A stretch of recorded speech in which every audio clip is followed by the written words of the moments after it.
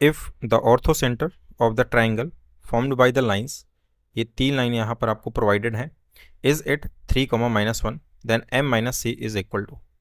तो एक मैं रफली ट्राइंगल यहाँ पर बना लेता हूँ जिसका सेंट्रॉइड अपने को प्रोवाइडेड है, ठीक है। Let's say this is A, B and सी।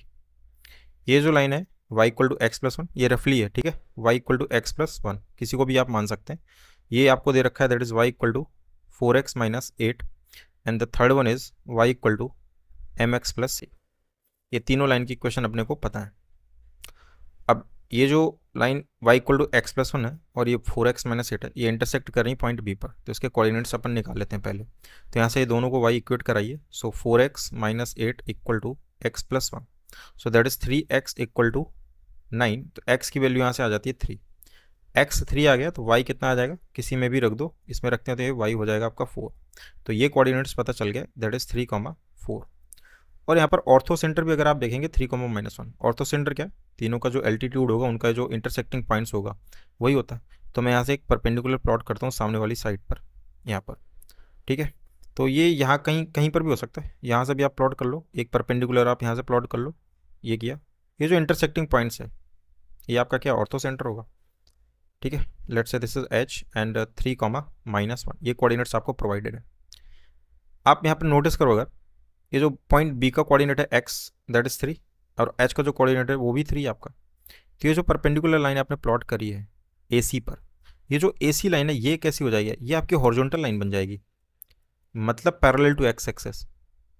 आप ऐसे समझ सकते हैं, मान लो ये आपका कोऑर्डिनेट एक्सेस है, यहाँ पर आपका कोऑर्डिनेट है 3, 4, और यहाँ पर कहीं आपका 3, -1। आप खुद यहाँ पर देखोगे ये दोनों का एक्स कोऑर्डिनेट सेम है, यानी कि जब आपने इस पर परपेंडिकुलर प्लॉट किया, वो लाइन कौन सी है, वो यहाँ पर एक्स एक्सेस है।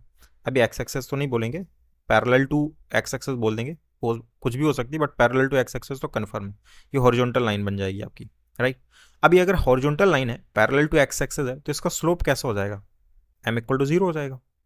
तो यहाँ से y कितना आ जाएगा, दैट इज c। तो m की वैल्यू तो कन्फर्म हो गई, वो कैसी है, c 0 आ गई। इसका y कोऑर्डिनेट है c, ठीक है। अब मैं यहाँ पर a की बात करता हूँ, a का जो y कोऑर्डिनेट होगा वो कैसा होगा, c होगा।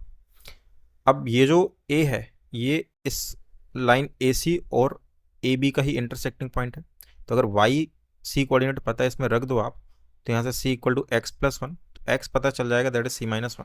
तो बेसिकली c-1, ये a के कोऑर्डिनेट्स आ गए, c-1, c। अब मैंने यहाँ से a से भी एक परपेंडिकुलर प्लॉट किया है लाइन BC पर, जो कि ये ऑर्थो सेंटर से ही पास होगा, ऑब्वियस सी बात है। तो क्या मैं इस लाइन, ये जो AH लाइन है, क्या मैं इसका स्लोप निकाल सकता हूँ, बिल्कुल। वो जो स्लोप होगा वो इसके लिए भी काम करेगा, इस पूरी लाइन के लिए। यहाँ पर मैं कुछ मान लेता हूँ, let's say this is D, तो जो AD का स्लोप होगा वही AH का स्लोप होगा। तो मैं यहाँ पर स्लोप ऑफ AH निकाल लेता हूँ, सो that is y2-y1, so c+1 हो जाएगा, अपॉन में c-1 और -3, तो c-4 हो जाएगा। ये स्लोप ऑफ AH आ गया। अब क्योंकि ये परपेंडिकुलर प्लॉट किया मैंने इस BC पर, BC का स्लोप कैसा है, slope of BC, so that is y equal to mx, तो यहाँ पर आपका 4 है, दोनों परपेंडिकुलर हैं, BC is perpendicular to AD, तो इन दोनों के स्लोप का जो प्रोडक्ट होगा वो -1 होगा। तो c+1 upon c-4 into 4 equal to -1, multiply कराएंगे 4c plus 4 equal to -c plus 4, 4 से 4 cancel out, 5c equal to 0। तो c की वैल्यू कैसी आ गई, 0 आ गई।